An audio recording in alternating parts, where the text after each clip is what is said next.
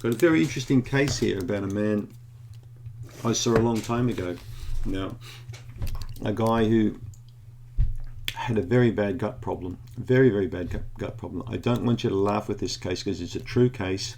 Of course, you know, the names have been changed and the circumstances have been changed and the occupation's been changed of this guy to prevent any embarrassment from him. But this was a guy in his 30s who came to see me many years ago now. It would have been like 15 or 20 years ago.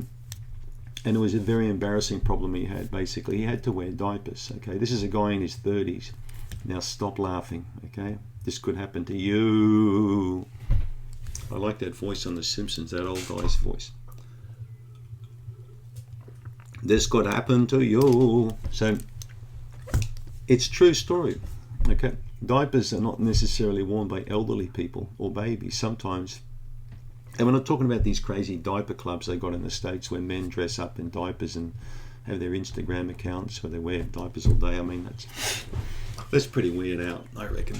But this is a healthy man who basically got married. I believe it was in Rarotonga or in Fiji or one of those islands with his lovely wife, and then came back home. And he had quite a job where he was basically driving a van around. I sort of won't go into the type of work he had. But he couldn't do this job anymore because he started to develop a bowel problem when he came back from the islands. Okay, and the bowel problem got worse and worse to the point after 10 years where he was basically incontinent. He had to wear a diaper. And when he came to see me, like, the biggest problem he had was embarrassment. It was more emotional problems he had rather than the diaper, because basically it was a really bad situation for him and his friends. Let me just turn this silly phone off. How do we do that? Can't even work these phones out these days. But this poor man, I'll call him Samuel, I'll call him Sam. So the first thing I did with Sam, I said, mate, we need to do a stool test. I said, something's clearly not right with your bowel here. We need to check it out. When the stool report came back, I fell off my chair because I'd never seen someone with so many parasites and such high count in one stool test. In fact, we repeated the test, did a second test, and it came back even worse than the first test. And I explained to this guy that the reason why he had this bowel problem was because such a terrible situation of an extreme lack of beneficial bacteria and a very high parasite count. Now, this came about through the medical treatment he received in Rarotonga. He received some really strong, outdated medications, a combination of 2 or 3 antibiotics that basically just wiped the gut out. They reset the gut.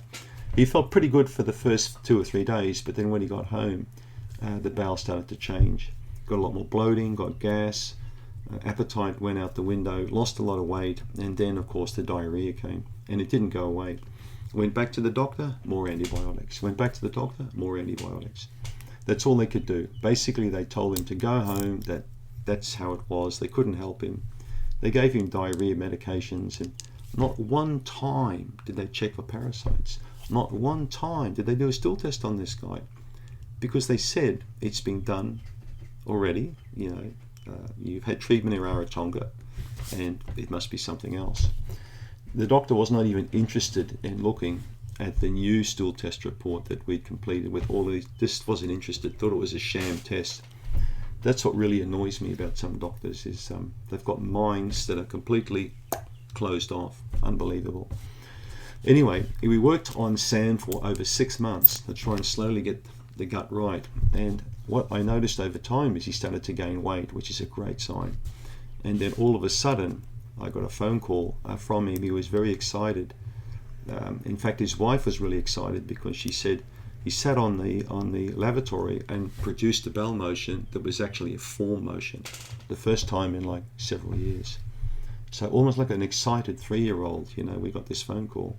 A formed stool, there's been a formed stool produced. And that means, of course, that the microbiome is starting to get back in shape again. And then after the formed stool, of course, we started to work more aggressively with fiber and probiotics.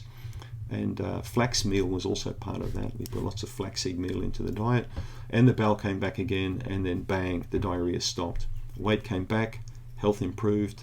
Doctor didn't want to know about it, of course. Was not interested in talking about the case. And patient fully recovered, no more diapers. And the guy still contacts me regularly now.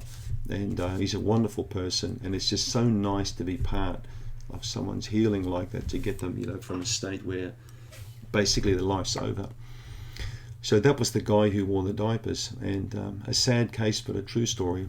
So if you've got a problem, a bowel problem like that, where literally you're passing 10, 15 liquid stools a day, think to yourself, have you traveled? Did you go to, you know, Bolivia? Did you go to Peru? Did you go to Brazil? Did you go somewhere and have NBWS, never been well since? So that's a common things I write on patients' case-taking form, never been well since, and then put that. Usually when there's a turning point like that, there's a bacterial parasite involved that got into the body and changed everything. And you would think the doctor would take more interest in this patient, but basically wrote him off. That's the great part about my job, is seeing people's lives change. It's fantastic. I hope you have a fantastic life too. Thanks for tuning in.